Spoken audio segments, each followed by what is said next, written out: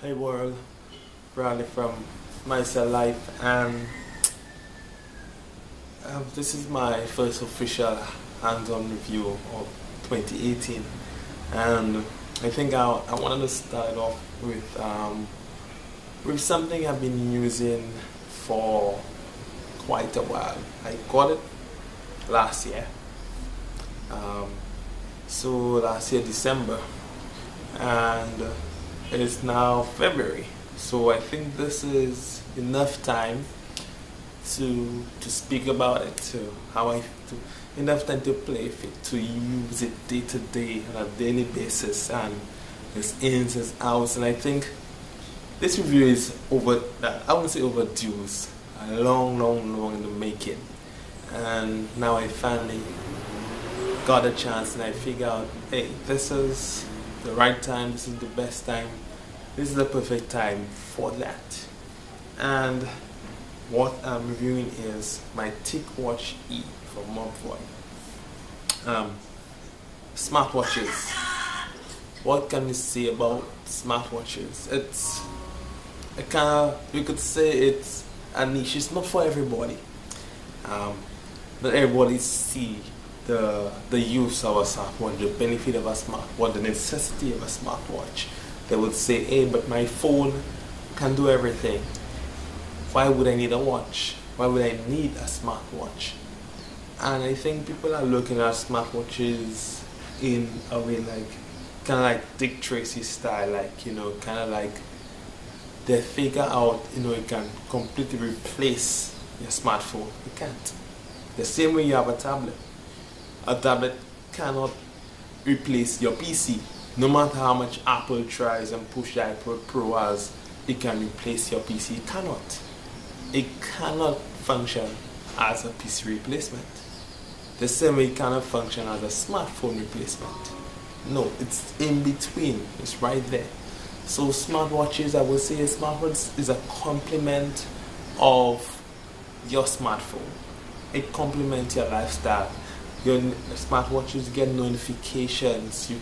Some can make and answer calls, but majority of them, your notifications, your calendar appointments, these things run in apps, fitness apps. That's what they do. And this Ticwatch, what I'm using, I like it. I really like it. It's a replacement for my original Moto 360, which I loved, which I still love to this day. I really love that watch. I think that watch really set, smartwatch trend really got it off, really got the ball rolling, and everything kind of followed that. And believe me, I wouldn't replace my Moto 360 for anything except my Ticwatch. So let's talk about what I like and what I dislike about my Ticwatch E. First off, what I like, I'm gonna say the battery life. Battery life has been great on this watch. It has been really great. Now it is according to, I would say, your watch face. Watch faces play a big role in battery life, and depends on which watch face you have. There's some that really drains your battery, and there's some that really complements it. I've had a couple of watch faces that kind of that will drain my battery so quickly, and that others that will make my battery last for the day. I've had I like the battery life. Put a good watch face on there, like the default watch faces it came with, and others. Right now I'm using Marine Commander. That's the watch face I'm using right now, and my battery would last for the day. I would get up in the morning, I would go run, get up in the morning about 4:45, and go through my day, my work day, come back home, and I would still have battery life. That's what I love about this watch, and many smartwatches don't do that. So this is a plus for the Ticwatch. Speaking of running, it has a couple fitness apps. It has Strava, and it also has its own fitness app, which I use extensively. My running app I would love to use is Nike Run Club, but they don't have an Android wear. So the iOS, the Apple Watch, that's what they are. So when I got this, I was pleased. I was happy that Strava is on there. I did not know of Strava. Strava is on there, and also the default fitness app also, and built-in fitness app, I should say. And it has been good. These apps really track my movements, really track my running, and it has GPS, built-in GPS. The Ticwatch S, the straps are kind of thicker, so the GPS model is in the straps, but it's not removable. This one, it can be swapped. It's removable, quick release, and they're out. So that is a benefit to it. That's one of the reasons why I choose this one over the S, the E over the S. The fact that I could change the bands anytime I want. But speaking of the running, it tracks my run, and if you follow me on Instagram, Braxton on Instagram, if you follow me there, you would see my runs. I post my runs using the Strava app. I post that from the watch directly. I run with my phone, but then I can leave it home because it has a built-in GPS, so I can leave it home and do my running, and as soon as I get home, it syncs with the app. It syncs and it's posted online, and I've gotten a few friends. Strava is a big community. I didn't know it was that big, so I've made a few friends on Strava and etc. What else about it? Everything else about the watches is great. I like the speed. Another thing I like is the speed of it. It's quick. It's fast. It doesn't slow down. I'm not experienced any slowdowns in terms of accessing the watch, going through the menu, going through different things. I've not experienced any issues whatsoever, and it has Android Wear 2.0, so I can do everything on the watch. My fitness apps, everything. My watch faces. Android Wear 2.0 is great. That's a great improvement over the previous version. I like the interface, the way it rotates when I go into the menu, etc. It's great. It's fantastic, and I really like the layout of it. A1 to Android Wear 2.0. Another thing I like about it, because this true, yes, has to be paired with my watch, with my phone, sorry. But the fact that, and this is a true story, true story. I was in the kitchen, and my phone was in the living room, the sitting room, on charge. So there I'm in the kitchen taking care of a task, and my phone rang.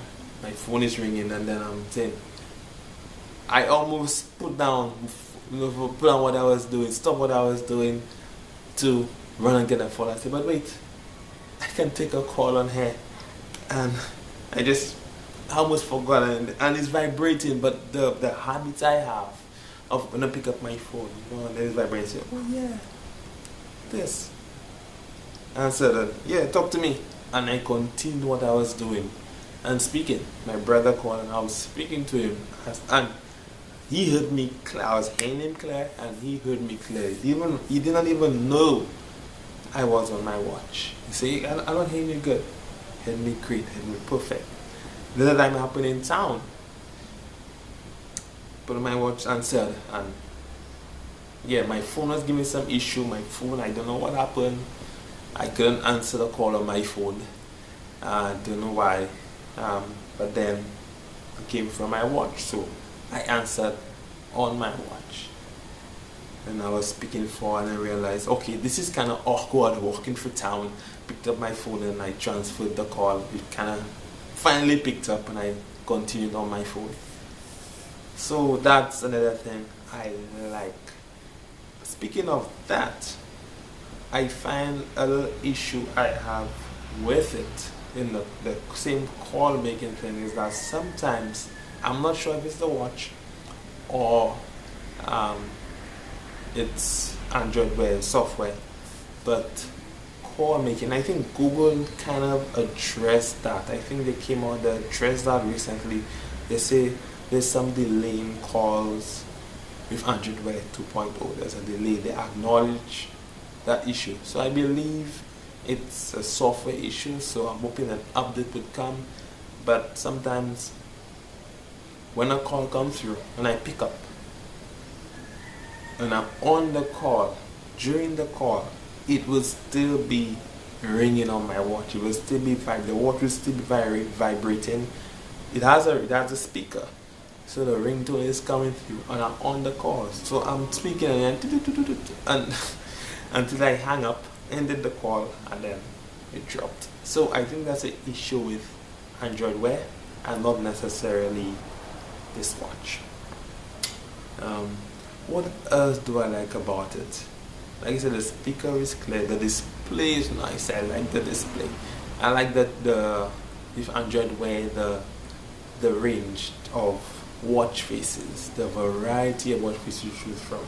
Like I said, I change my watch face almost every week. I like to see things different, so I change it almost every week, every Friday. Like I said, check me on Instagram, you will see I usually post that every Friday.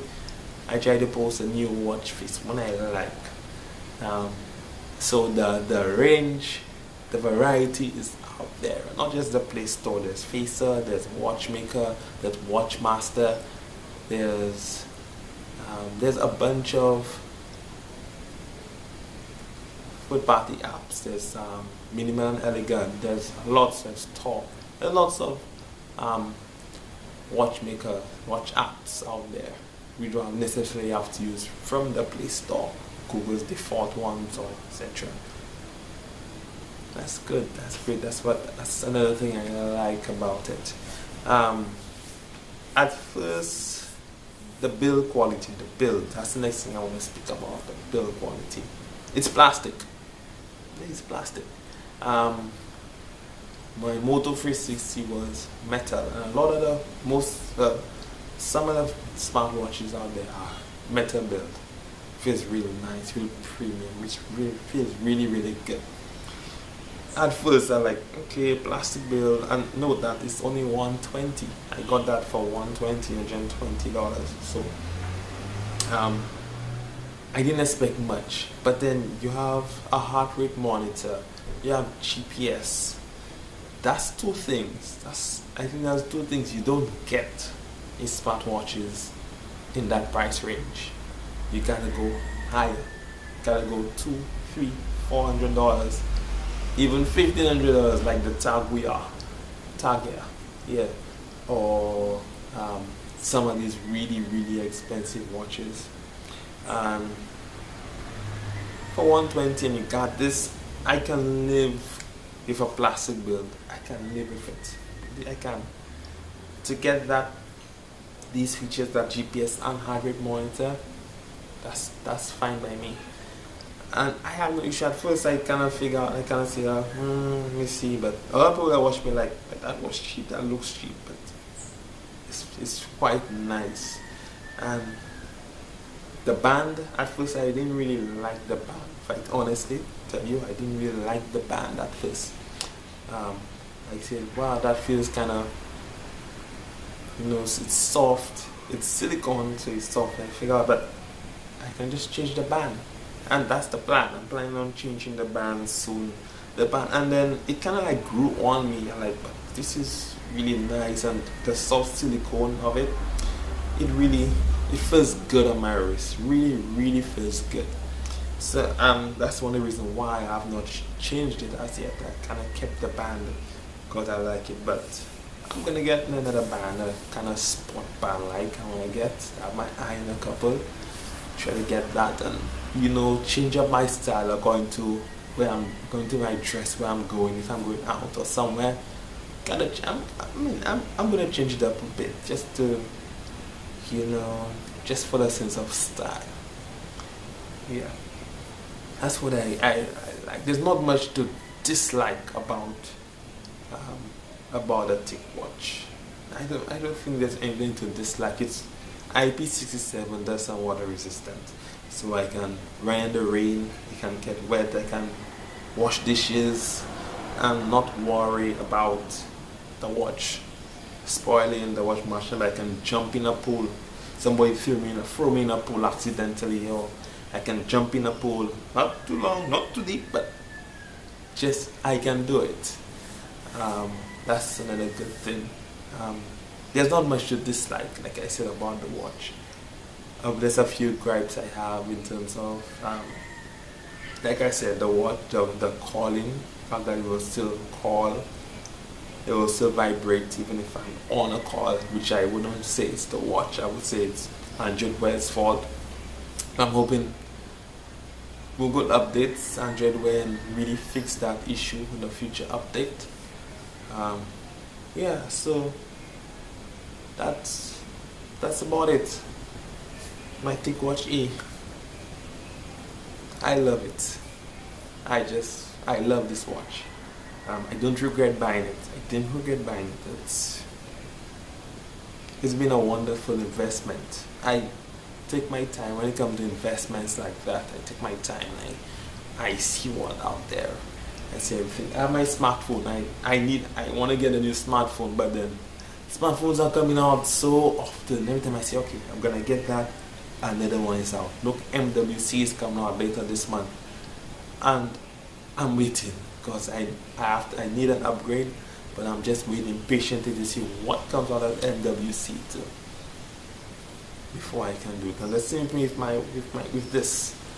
I waited a while to get an update. My original Moto 360 is stuck on Android Wear 1.5, I think, 1.5 is there, and also the battery needs changing. I have a new battery, I have a new back, and the back cracked. So I have a new battery, I have a new back. I'm gonna change that soon. I'm gonna replace that soon, revive my 360, and because I love that watch. But Android Wear 2.0.